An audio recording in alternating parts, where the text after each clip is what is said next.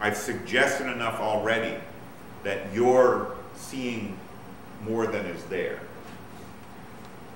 Now that means I've got to put a little more attention to what's above the waterline, and part of what's above the waterline is this part of the body.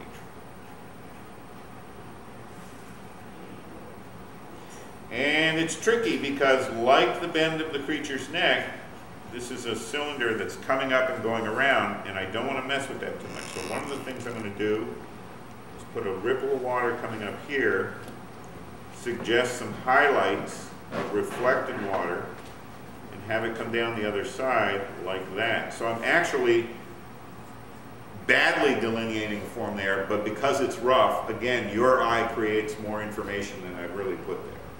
Does that work for you guys? That edge? All right, now, a little bit more of that reflection.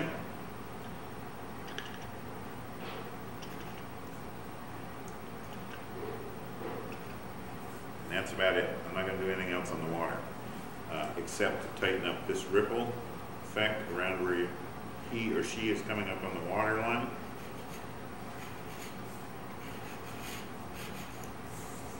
All right, now, as I said earlier, I'm going to cheat. This is a fog bank behind here, so. However, I don't want to break from working with these horizontal forms. I don't want to create a vertical, and I don't want to get into cross-hatching.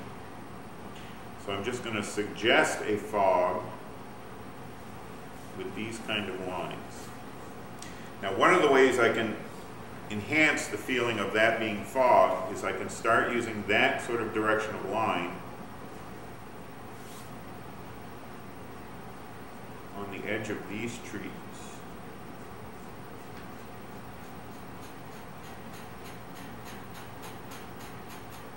If I got into rendering these trees as the cylindrical objects they are, I'm going to begin making them more of a focal point than I want them to be. I want the only part of this drawing to really have much sense of volume to be the sea creature itself, the lake creature itself.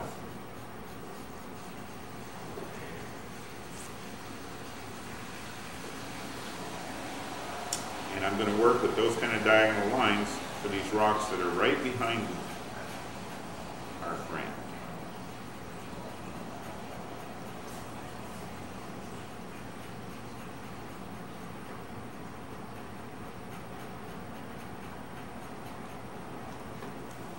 Because what it begins to suggest is those objects are falling out of focus, either because of the fog or the distance. It doesn't matter which. So I can also now begin to suggest a few other shapes back there by just putting in some, and notice all the direction of the lines I'm laying in are the direction of those fog lines that I laid in starting here. Now, I don't know what these things are I'm putting in back there.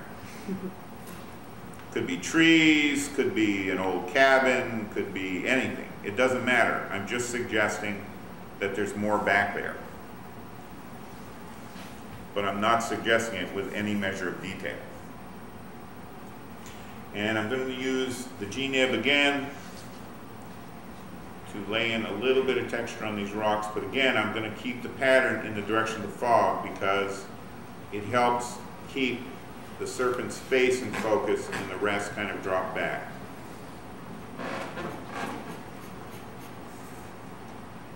That work for y'all? Now, I could spend a lot more time with the shore and so on, but to my eye, less is more at this point. I really think it's about time to stop on this drawing because the clear focal point is Lake Memphremagog critter's face, and I don't want to mess that up. So, part of the water texture is my signature going in the same direction as the flow of the water. And I'm going to give this a few minutes to dry because the next thing I have to do is go in with my eraser because there's a little bit more work to do using the white. Does somebody have a paper towel or something I can use to clean off this pen? Or a rag. Hey, thank you. Thanks for loaning me your Gmail. Okay, questions, comments? Did this work for you? Yeah. And how's this drawing look? Looks great. Um, It's kind of amazing because you go in with a brush and then you finish with the brush and I'm like, oh, he's done. Neat. And I'm still not done. Right. When I go in with the whiteout, I'm going to pick out some details and I'm going to eliminate a few lines and brush marks in there that may not look off to you, but they look off to me right now. So I just want to pluck those out. The other thing I'm going to do with the whiteout, as you'll see, is I'm going to put a few fairly random white dots on the surface of the water, which is going to help make it more of a surface, a reflective surface. And again, it's something you can spend a lot of time with, but I've learned less is more. This is one of the things that's difficult when you're cartooning water, because there's so much going on and part of you feels like, I gotta catch all that. And actually what you need to do is just suggest what's going on there and let the viewer's eye, because we've all looked at a moving brook or river or ocean or whatever, and the viewer will put more information there than you need to. You just need to suggest what's going on there.